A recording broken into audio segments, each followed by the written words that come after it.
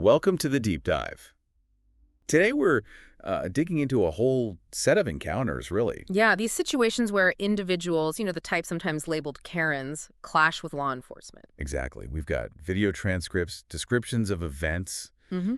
basically looking at where things escalate with the police. And our goal really is to try and understand the patterns. What triggers these things? What are the consequences? Especially when police authority gets involved. It's kind of fascinating and sometimes disturbing how similar things play out. It really is. Different places, different starting points, but you see these common threads, it helps us maybe see some underlying dynamics. Okay, so let's jump into the first one. This was back in December 2021, New Mexico highway. Right. Started with reports of a blue car speeding. Pretty standard. But the driver didn't stop at first, evaded the traffic stop. And see, that right there adds a layer, doesn't it? Definitely. So the officer tracks the car down, finds it at a gas station. That initial evasion, it makes you wonder, did they know they were in the wrong, or was it just like defiance from the get-go? Good question. The driver, Jamie Granger, was found in the gas station bathroom. Okay. And, well, she straight up denied driving, even though, the officer found her car there. Wow. Despite the obvious. Yeah, and while she's being detained, she's begging to be let go, saying, I didn't do anything wrong. That denial, it seems almost automatic in these clips sometimes, like a default setting. It does, like they just can't accept responsibility, maybe, Yeah. or think they can talk their way out of it. Could be a bit of both. So Yeah. she's denying everything. Right. Then she asks to call her boyfriend. The officer says no, not yet. Okay. But then the gas station manager comes out, confirms Jamie was driving, and apparently broke the bathroom door too. Oh, so there's property damage now as well. Yep. So the officer kind of negotiates, says, okay, I'll let you call your boyfriend if you give me your ID. A bit of a trade-off. But here's the kicker. The officer smells alcohol. Ah, okay. That changes things. And Jamie admits, yeah, a little bit. Just a little bit. Classic. Alcohol definitely seems to be a common factor, lowering inhibitions, messing with judgment. For sure. And it turns out the reason for the stop wasn't just speeding. Oh, what else? Multiple reports came in about that car. Lane violations, almost causing head-on collisions, really dangerous driving. Okay, so this was serious. Much more than just speeding. Definitely. But Janie keeps denying changing her story about why she stopped at the gas station, just digging a deeper hole. You see that a lot too. The story keeps shifting. Then the officer asks her to do a sobriety test. And her response? She refuses, flat out says, I'm drunk. Well, at least she was honest at that point. Yeah, I guess so. But that admission, combined with everything else. That's the DUI arrest right there. Clear grounds. The driving, the smell, the admission. Exactly. So she's arrested for DUI. And her reaction is kind of telling. She asks out bond, like, what am I supposed to do? Sit in jail? Like the consequences are just unbelievable to her. A real sense of disbelief. Yeah. Then they do an inventory of her car before towing it. And they find... 2 open vodka bottles. Oh, boy. Open containers. That confirms the drinking and driving pretty clearly. And finding those bottles seems to be the trigger for her completely losing it. How so? She starts screaming, makes these awful accusations of sexual assault against the officer. Wow. That's incredibly serious and damaging, especially to actual victims. Absolutely. Then she starts kicking the officer, actually kicks the body cam, and it disconnects. So physical assault on top of everything else, this escalated fast. Totally. Even when they were trying to get her into the patrol car, she's resisting, saying, Mommy, go. Just completely falling apart. So what were the final charges? Aggravated DWI and 2 counts of battery on a police officer. The exact details might vary, but those were the main ones reported. Quite a list. What really stands out there is the sheer speed of escalation. From denial to violence and false claims. And that attempt to control the narrative. Denying, then admitting only when cornered. Okay, let's shift gears. Second example. Noise complaint. Apartment building. Police show up. Okay. They find a woman, says she's a nurse, 12 years experience, but she's intoxicated and immediately confrontational. Right away. Even though she called them. That's the weird part. She called the police, but seems to have totally forgotten why. Okay, so intoxication playing a big role here. Disorientation. Wasting police time, potentially. Seems like it. She starts accusing the officers, yelling weird stuff like, get down because I'm not a lieutenant. Doesn't even make sense. Nope. and demanding they leave my billion, meaning the building. Per billion, right. So the police are trying to figure out why they were even called, maybe thinking it was a malicious call or something. Yeah, misusing 911 resources. Then she threatens to, like, bar the officer from the building. Okay, she's clearly not rational. So the officers, pretty smartly, decide this isn't going anywhere productive because she's so drunk. They decide to leave. Good call. De-escalation. Sometimes walking away is the best option when someone's that impaired. You'd think that was the end of it, but no. Uh-oh, what happened next? After the police leave, she apparently attacks another tenant in the building. Oh, wow. So it didn't de-escalate internally for her. Not at all. So she gets arrested for assault, taken to the station. And how was she at the station? Still erratic, demanding they call her family, but then refusing to let them take her watch. Just chaotic. Yeah, sounds like it. Consistent with severe intoxication. She ended up being charged with disorderly conduct and just held to sober up. What's striking there is the flip. She calls the police for help, then becomes the aggressor. Shows how unpredictable things get with alcohol involved. Absolutely. Okay, third one. This involves a guy outside a bar. What was he doing? Cops get called because he's apparently asleep at the wheel. Car's running, his foot's on the gas, but it's in park. Okay, definite red flags for DUI. Right. They wake him up. He admits he'd been drinking, said something like 7 beers. Yeah. And smoked weed earlier. Admitting it again. Yeah. He skips the sobriety tests, though. Just refuses. Which, combined with the admission and the circumstances, Leads to an immediate DUI arrest. Pretty straightforward. seems so, but I have a feeling it doesn't stay straightforward. You guessed it. His girlfriend comes out of the bar. And she's not happy. Not at all. She sees him searching the car and flips out, "That's my car!" yelling. Okay. Is it her car? Doesn't really matter at that point legally, but yes, apparently it was registered to her.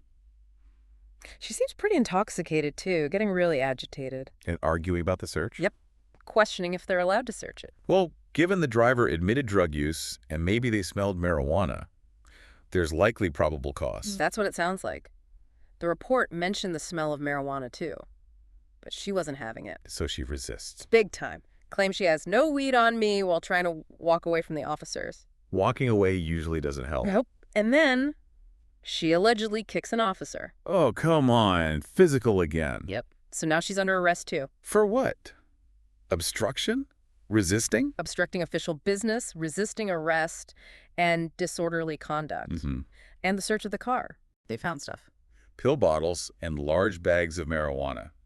Quite a bit, apparently. So his admission was accurate. This shows how someone else's situation can pull you in, especially if you react aggressively. Totally. Getting involved made it her problem, too. Yeah. Okay, number 4. Airport disturbance. Airports seem to be common locations for these things. They do. Police get called. A woman, Terry, claims a man chokeholded her. Okay, serious allegation. But other passengers tell a different story. Oh. They say Terry was drunk, pushing past people, trying to cut the boarding line. This guy stopped her, and then she started yelling about being assaulted. Conflicting accounts. Witness statements are key there. Sounds like she might be exaggerating or misrepresenting. Seems likely. Terry's demanding the airport manager, sticking to her story. What does the accused man say? Officer talks to him. He's calm. Just says, yeah, she tried to cut. I stopped her. That's it. A much simpler version. Right. Terry keeps yelling, though, asking why nobody helped her, looking for witnesses to back her up. But the other witnesses aren't backing her up. Nope. The officer tries to calm her down, offers her water. Basic de-escalation. Does it work? Not really. She lashes out at the other passengers for not helping her. Admits she had a couple margaritas. A couple. Always a couple. Always. Yeah. She keeps escalating, demanding the man be taken off the plane. Even though the witnesses contradict her? Yep.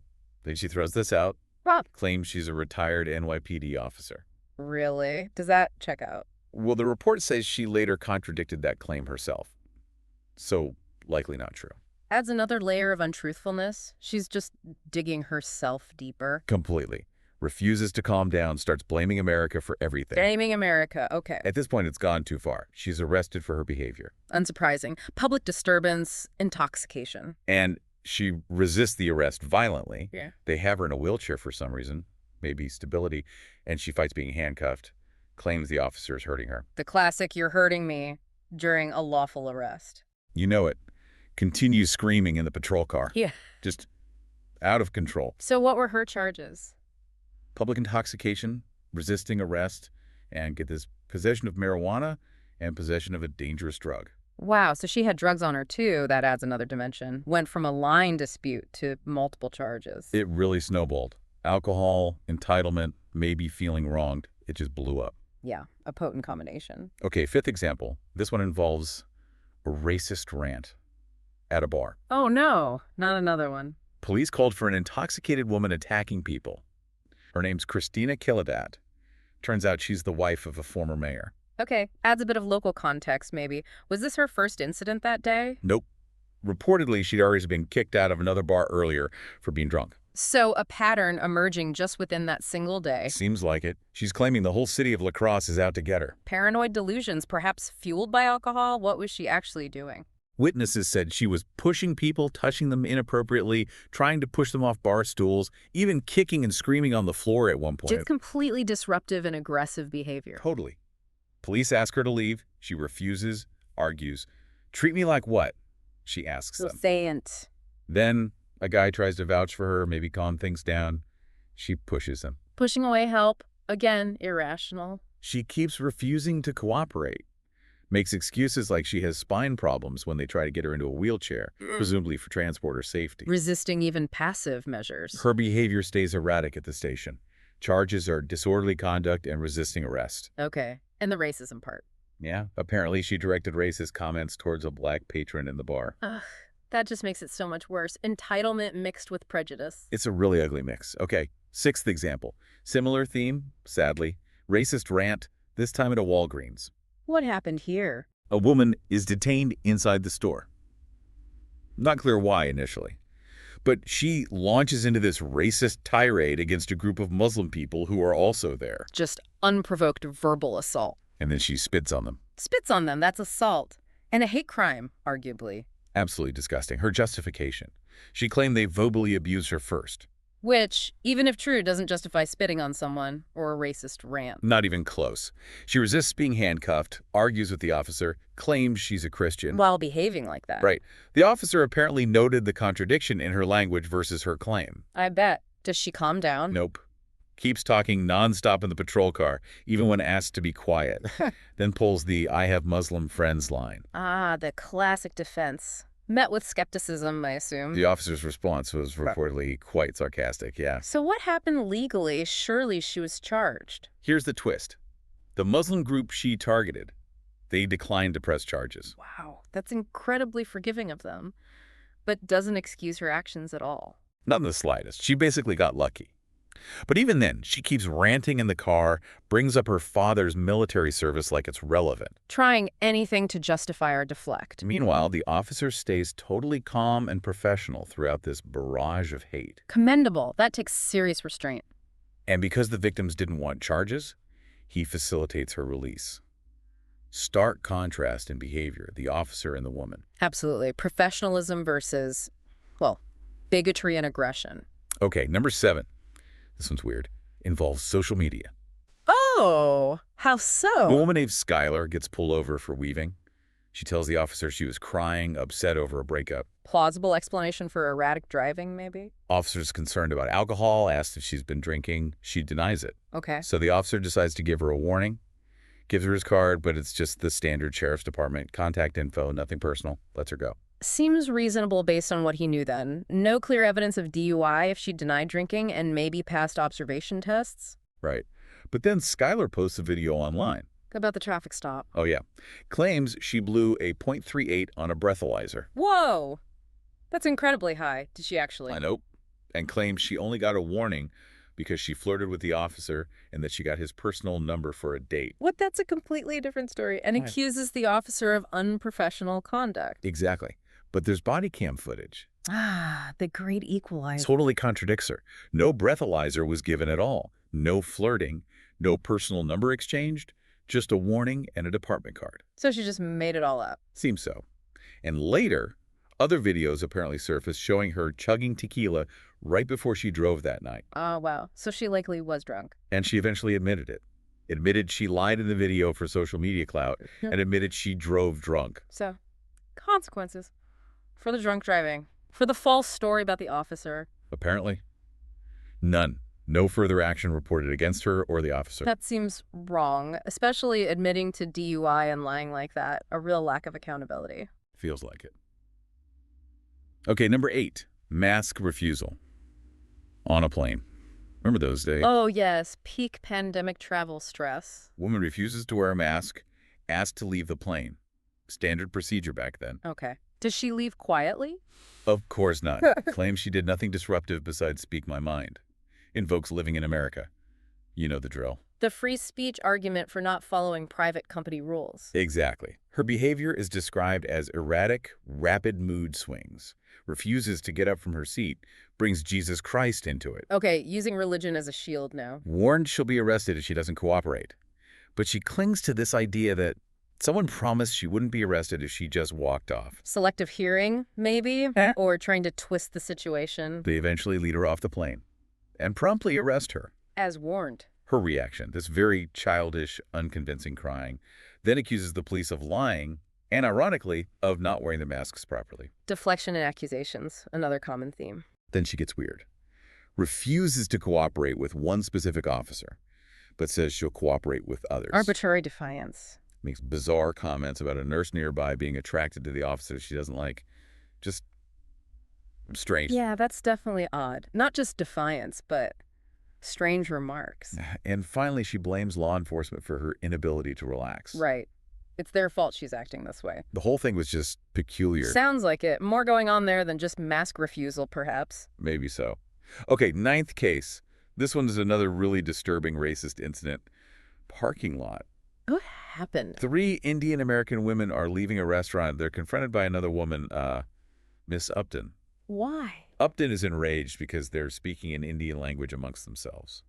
Starts telling them to go back to India. Unbelievable. Just pure xenophobia. It spirals quickly.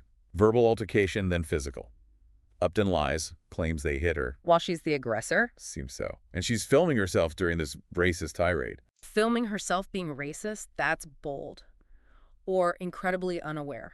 Bizarrely, she apparently identifies as Mexican-American herself, but is still telling these women to go back to their country. The logic completely breaks down there. It's just hate. She threatens them, then offers this really fake-sounding apology, then escalates again. How? Witnesses say she claimed she had a gun and threatened to shoot them if they didn't stop filming her. Claiming to have a gun. That elevates it to terroristic threats. Exactly. Police arrive.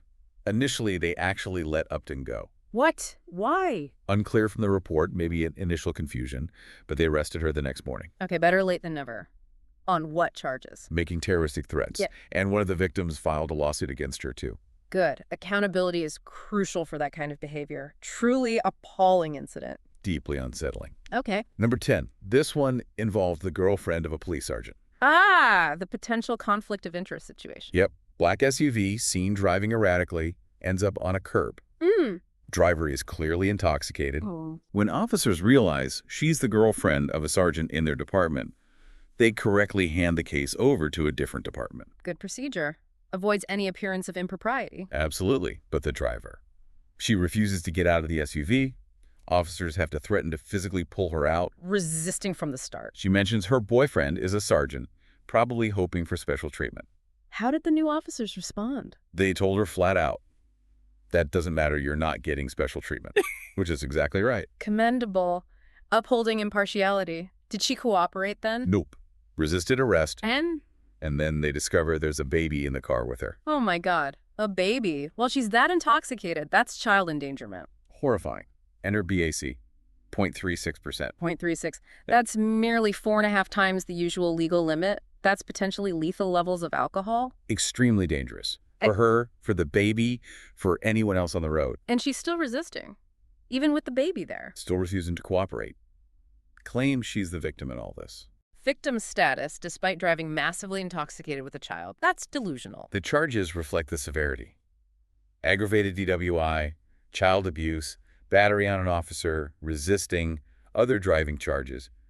A long list. As it should be. That's incredibly serious wrongdoing. The consequences need to be significant. No kidding. Okay, example 11. Running from a traffic stop. Another runner? Yep. Young woman, 20 years old, pulled over for no taillights. Simple fix, usually. Usually. How did she seem? Overly talkative, maybe a bit suspicious. Officer smells alcohol in the car. Do they admit drinking? She and her passengers deny it. Driver says they were at a party but didn't drink enough to be drunk. The classic, just a couple denial. Does she do tests? She does the field sobriety test. Yeah. And then the breathalyzer. And the result? 0.13. 0.13. At 20 years old, the legal limit is 0.00. Exactly. So she's well over the limit for her age. Definite DUI. So arrested. Arrested. Okay. And initially she's cooperative. Doesn't sound like she's going to run then. But then she asks to use the bathroom again. And while she's supposedly doing that, she tries to flee. How? She's arrested. Handcuffed. Handcuffed Yeah. on the back. Tries to get into the driver's seat of her car and drive away while cuffed behind her back. Are you serious? That's No. desperate and incredibly dangerous and likely impossible. Completely. Officers had to drag her out of the car. She complains she's injured. Were the injuries serious? The EMTs checked her out, said she was fine, probably just from the struggle she initiated. So what started as a taillight violation and a minor in possession DUI Blew up into felony aggravated battery, resisting arrest, DUI, and attempting to elude. Big difference. Absolutely. That decision to run changed everything. She got 92 days in jail plus probation for that. Yep, bad choices have consequences. Oh. Okay, number 12, airport bathroom again. What is it with airports? Right, woman named Karina.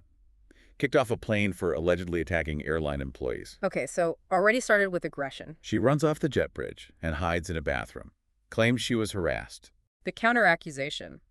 Common tactic. Police find her, try to talk to her, figure out the airline situation. Is she cooperative? Initially, Yeah. somewhat. But gets less so when they ask about drinking or drugs. Slurring her speech seems erratic. Signs of impairment. They decide to handcuff her for safety, and that's when she turns violent. Claims she's uncomfortable with a male officer touching her, calls it a power play move. Using gender dynamics to resist arrest? Then makes weird comments. Promises she'll be good if they let her stand up, then calls the officer Daddy. Daddy. Okay, that's unsettling and inappropriate. Definitely erratic. Completely. Then refuses to walk.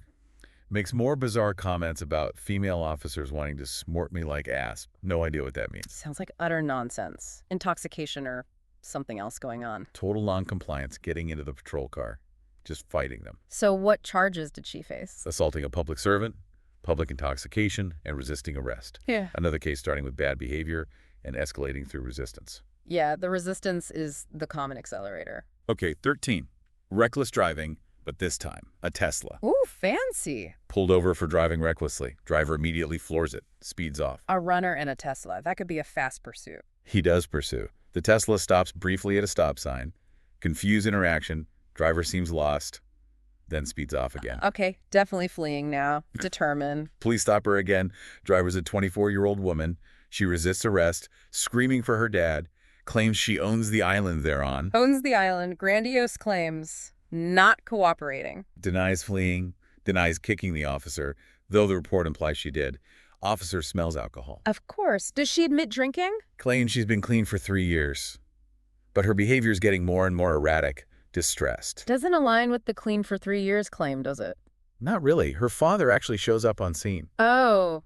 What does he do? He tells her straight up, "You're going to jail because of what you did." Wow. Reality check from dad. No enabling there. Nope. Refreshing, almost. She's charged with DUI, reckless driving, fleeing police, and resisting arrest with violence. That's a hefty list. The fleeing and resisting really piled on the charges. Big time.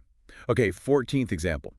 Bar owner steps in. How so? Woman's leaving a bar, clearly had too much to drink, trying to drive away. Owner confronts her, tries to stop her. Good on the owner. Responsible vendor. Woman gets angry at the owner for intervening, so the owner calls the police. Super move. She refuses the owner's suggestion to get an Uber, insists she's driving home, even offers to let the owner follow her. That makes no sense. Follow me while I drive drunk. Impaired logic. Clearly, officer arrives, smells alcohol, argument starts over her wanting to get her phone from the car. Why argue about that? Just let her get the phone, maybe. Maybe the concern was she'd try to start the car or lock herself in. Unclear. Anyway, she's arrested. For what? DUI hadn't happened yet, technically? Disorderly conduct and resisting arrest. She did resist handcuffing initially. But she complied eventually. More easily than some others we've discussed, yeah. Got charged with disorderly, pleaded guilty, paid a fine. So, less dramatic than others, but still involving that initial resistance and poor judgment due to alcohol. Exactly. 15th example. Back to an apartment complex. 4 a.m. disturbance call. 4 a.m., never a good sign. Police find a woman outside, being loud, immediately confrontational, don't tell me what to do. Instant defiance. Claims she's not doing anything illegal. Refuses to sit down when asked. Just keeps yelling. Escalating through non-compliance and volume. Officer asks her to take a breathalyzer. She refuses at first, then says, make me. Challenging them physically now. Not smart. Other women at the apartment seem okay with her just leaving, trying to de-escalate maybe, but she keeps arguing, resisting. Says something like, yeah, I'm going to jail for disorderly conduct, almost predicting it. Like she knows her behavior is arrestable, but does it anyway. Seems like it. She struggles when they arrest her, starts kicking, calling them names, dumbass, ho, asshole. Ugh. Verbal abuse and physical resistance. Charged with disorderly conduct and felony obstruction because of the physical resistance. Made it much worse for herself. Felony obstruction is serious. Definitely. Okay, now we have 3 final examples. And these move into really dangerous, even potentially deadly territory. They stand apart. Okay, bracing myself. 16th case. Courtney Clenny.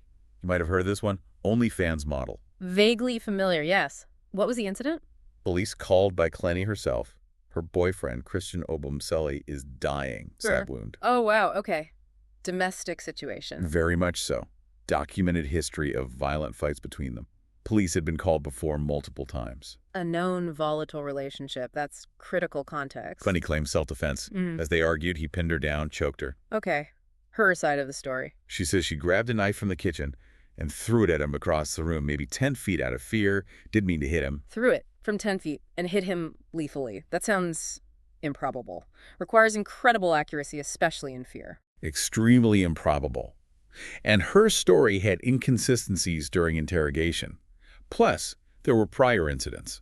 Like what? One in Dallas, Obumseli detained for pushing her. Another in Vegas, loud argument, broken glass, she admitted throwing it. So violence potentially went both ways, or at least arguments were intense. And get this, police were called to their apartment the day before the stabbing by security. Clenny apparently wanted a restraining order against him then. The day before, that's chilling. Right. What happened to Obumseli? He died at the hospital. Tragic. So what did the investigation uncover? Body cam from prior incidents didn't really support her consistent victim narrative. And then secret phone recordings surfaced. Recordings. Made by whom? Apparently, Obumseli had recorded Clenny being verbally abusive and, at times, physically aggressive towards him. Oh, that dramatically changes the self-defense claim. Significantly. Also, the medical examiner's report completely contradicted the throw knife story. Ruled it the homicide, consistent with a direct stab, not a throw. So the physical evidence didn't match her story at all? Not according to the reports. She's now awaiting trial for second-degree murder. A really tragic, complex case. Shows how domestic disputes can end in the absolute worst way, and the truth can be very different from initial claims. Absolutely. Okay, 17th. Brandy McGann. Walmart. Walmart again. What happened? McGann seen threatening people with a brick inside the store. Yeah. Then she steals a knife from the store shelves. Whoa. Brick and a knife. That's incredibly dangerous public behavior. Police confront her. She refuses to drop the knife. Officers have a gun and a taser visible. Clear commands. Armed and non-compliant. High-stakes situation for the officers. Backup arrives. An officer switches to taser, deploys it, subdues her. Taser deployment successful. Thankfully avoids deadly force. Was she under the influence? Found to be high on meth. A lot of it over 4 grams, apparently. And she had a long criminal record. Burglary, kidnapping, battery. Okay, so substance abuse likely fueling dangerous behavior on top of a history of crime. Charged with aggravated assault with a deadly weapon. Straightforward connection between drugs, weapons, and dangerous actions here. Definitely highlights that nexus. And the final one, number 18, Sarah Boone. This one is deeply disturbing. Okay, prepare me. Boone calls 911. Her husband, Jorge Torres Jr., is dead inside their home. Injuries are noted on his body. Okay, another potential domestic homicide. Boone claims no physical fight happened. Mentions sexy scratches from the past. Agrees to give fingernail swabs. Sexy scratches. That sounds dismissive and strange given her husband is dead. Incredibly strange. But the police check her phone. And find A video. A horrifying video. It shows Torres Jr. zipped up inside a suitcase, begging to be let out, saying he can't breathe. in a suitcase. While Boone is filming him, taunting him, asking questions like, "What's my name?" while he's pleading. Sickening. Truly sadistic. When confronted with the video, Boone claims she was drinking heavily, doesn't remember recording it. Convenient memory loss. Does she admit putting him in there? She admits putting him in the suitcase during what she claims was a game of hide-and-seek. Says she thought leaving the zip open a tiny bit would be okay. Planned to let him out later, but fell asleep. Fell asleep. While her husband was zipped in a suitcase begging for air. That's beyond negligence. That's depraved indifference at best. Detectives pressed her on why she didn't check on him for hours. Her lack of concern was notable. I can only imagine. What was she charged with? Second-degree murder.